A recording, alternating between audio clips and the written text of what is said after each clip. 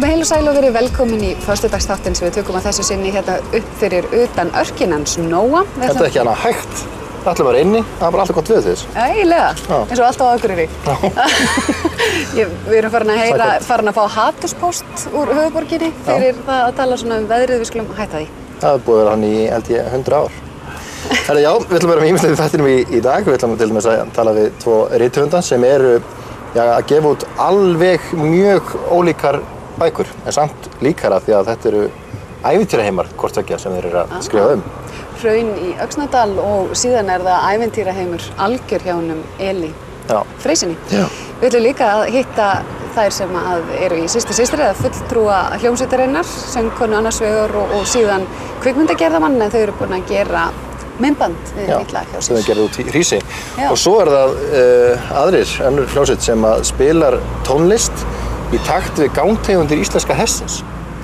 Hlakka til að tala um það verður fróðlegt. Og það verður aðeins meira tónlist því að við fáum að heyra hérna í, er það ekki, fiðlu og í tengslu við frönsku myndina. Þú vissir allt um þetta? Já, það kemur í betur ljós eftir. Við ætlum að byrja á einni með öllu. Það voru komið inn til okkar Brynhildur og Siggi Rún. Þið hafið svona sitthvort starfið á einni með öllu, eða samt mikilvægt starf, hvort það ekki. Kannski byrjum við þeirri Brynhildur. Hvert er þitt starf á einni með öllu verslunar? Mitt starf, ég held að það ekki alveg jafn mikilvægt að starfa að Sigga, en mitt starf er að vera í dómnefnd sem mun velja best skreytta húsið og best skreyttu götuna verslunarmannahelgina. Það var gert í fyrra og hugmyndin er að bæjarbúar skreyti húsin sín og göturnar. Taki þannig vel á móti gestum og við gerum hérna fallega bæja enn fallegri. Og þemaliturinn er rautt, en mjög mikilvægt að ítreka að fólk ekki að láta það stoppa sig þó það eigi ekkert rautt. Það má blanda saman litum, það má nota aðra liti, það er bara mikilvægast að skreyta. Og síðan er það ekki leikurinn, það þarf að taka Instagram mynd? Jú, síðan er að taka mynd og láta okkur vita, Viðbragðsstofa Norðurlands. Það þarf nóg að hashtagga eða setja mailu og skrifa rautt-dag, var það ekki? Bara hashtagga og fólk getur sendt að húsinu sínu eða götunni sinni, en svo líka að það sér eitthvað sem að því finnst vera skemmtilegt, að þá lætur okkur vita og við förum á stúan og tjekkum á þessu. En hvernig heldur að muni ganga að fá Akureyri til þess að skreyta húsið sínu og skreyta göturnar? Það gekk bara ágætlega í fyrra, þá var það fyrsta skipti, þannig að við bara vonum að fólk verði duglegt að skreyta og einhverjir eiga þá dót frá því fyrra og skyldi maður bara byrja að safna. Svo finnst mér ekkert vitlaust að nota skrautið og kannski bara skreyta aftur þegar Akureyrarvakan er. Það er alltaf mjög skemmtileg helgi og þá er svona orðið dimmt og þá er flott að setja kerti, krúsir, hengja í tré og svoleiðis. Þannig að við vonum bara að fólk verði duglegt og upplýsingarnar þetta í rauninni má finna á bara ein með öllu. Þessi hátíða Bragur náttúrulega, hann verður miklu meiri þegar að bæjarbúar taka þátt í að skreyta. Ég held líka sem við sjáum Dalvíkingar þegar þeir byrjuðu með fiskidaginn, þá var þetta ekki mikið, en þetta er gríðarlega mikið núna, þannig að það tekur náttúrulega kannski einhver ár svona að byggjast upp. Við sáum nú á Blönduósi, það var nú aldeilis vel skreytt þar þegar það var hátíð þar síðustu helgi.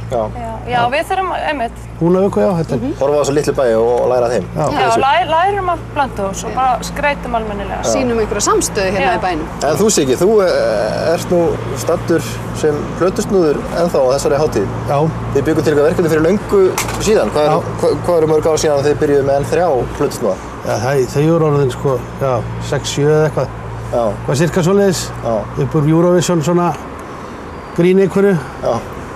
Og síðan er þetta bara þróast áfram og farið sérstaklega yfir þessi Dynheimaböll sem við höldum alltaf núna. Sko fyrir það eru kannski hugsanlega örfáir sem vita ekki hvað Dynheimar voru. Og eru við það upp? Já, Dynheimar náttúrulega var skemmtistaður hérna fyrir unglinga, svona félagsmiðstöð. Það er ekki verið unglinga frá 72 eða 3 held ég. Sem var lokað síðan í þeirri mynd 97 endanum. En þarna það voru böll fyrir krakka og unglinga og verið hérna daginn með púli og svona. Þannig að margir sem að upplifðu tæskunni hérna. Þetta er nostalgí. Algjör nostalgí, það er bara svoleiðis. Og þið, þess að plötusnúðarnir 5 sem standið á þessu, þið voruð á einhverju tímapunkti plötusnúðar í gamlu Dynheim? Já, í rauninni, ég, Davíð og Pétur tökum svona svolítið við af Hólmar og Þórhalli sem eru með okkur í þessum Dynheimaböllum. Þeir svona kenndu okkur, við fórum á svokölluð plötusnúða námskeið hjá þeim, sko. Þar sem maður kennt að tengja snúrur og annað, sko. Já, og bítskipta. Og bítskipta, já, á gamla góða vínilinn, sko. Það var alltaf einfaldara núna, sko. Já, nákvæmlega. En þetta er svona, þegar kannski margir sem mæta þangað sem eru kannski ekkert endilega alltaf að fara út á tjúttið. Dynheimaballið svona, jú, förum núna. Nú er aldurstakmark, það ekki, á föstudagskvöldi? Jú, föstudagskvöldi er 25 ára. Það er svona sinnir þessum aldri sem kannski var í Dynheim fram í 90 eitthvað, sko, fram í lokun. En síðan það er búið að hækka aldurstakmark upp í 35 ára á laugardeginum. Þannig við kannski erum ekki að skemmta okkur með krökkunum okkar. Nei, það er náttúrulega margir svolítið leiðir á því. Ég með bara það orðið fullorðin börn og... Það verða sjúkraliðar á staðnum fyrir eldra fólk sem er... Já, við erum alltaf með sjúkraliða þarna á vakt. En manst þú eftir þessari Dynheimastemmningu? Já, sko, ég er fædd og uppalin í Reykjavík, en það vill þannig til að amma og afi áttu heima í húsinu við hliðina á Dynheimum. Þannig að þegar við vorum komið í skíðaferðalög og ég var hérna á sumrin og þá var maður oft við Dynheima. Og ég fór einu sinni í Dynheim, ég man eftir því það var grísball. Þá saumaði amma mjög klár saum og saumaði einhverjar nýþröngar svartar satínbuxur og ég fór í Dynheima. Þannig já, einhverjar smá minningar. Gætirðu fundið þessar buxur aftur og jafnvel mætt? Ég hugsa þær voru svo litlar, ég var eitthvað 9 ára.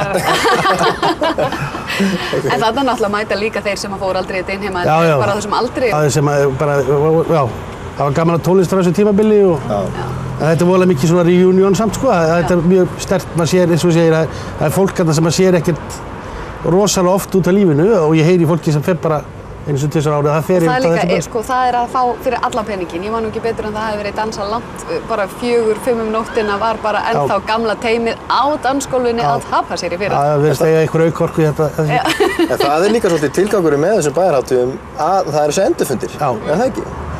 Algjörlega. Að þegar brottfluttir koma aftur, brottfluttir mætast aftur á balli og svona endur upplifið eitthvað sem það gerði fyrir 20-30 árum. Tímalust. Já, og góða punkti með brottfluttir. Skreytum einmitt ótrúlega vel, þannig að brottfluttur sé alveg bara, what? Hvernig fórum við hérna?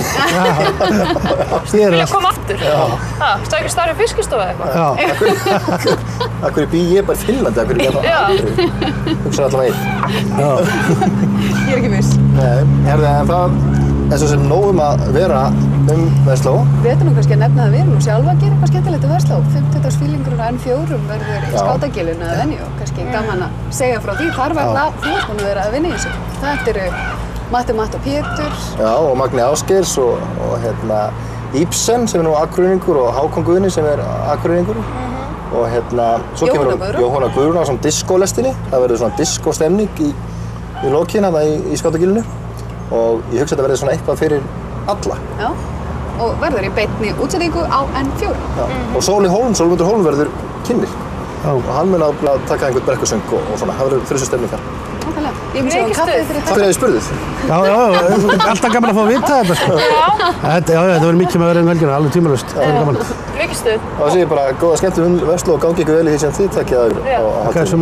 Og hvet ykkur öll til þess að kíkja inn á heimasíðuna einmeðöllu.is. Það kemur bara skemmtilega óvart hvað það er ótrúlega mikið framboð af skemmtilegur hlutum, 50-dagsfílingur, það eru skemmtanir á Ráðhústorgi á föstudags- og laugardagskvöldi, sparitónleikar og flugeldasýning og óendanlega mikið af tónlistar, menningar og listviðburðum. Bara að gera að fylgjast með því. Og kostar ekki krónu inn í bæinn. Ekki krónu, sko. Herðu, við höldum áfram til smástund og ætlum að hitta 2 rithöfunda sem eru að gefa út bækur sem eru af sitt hverju miðinni.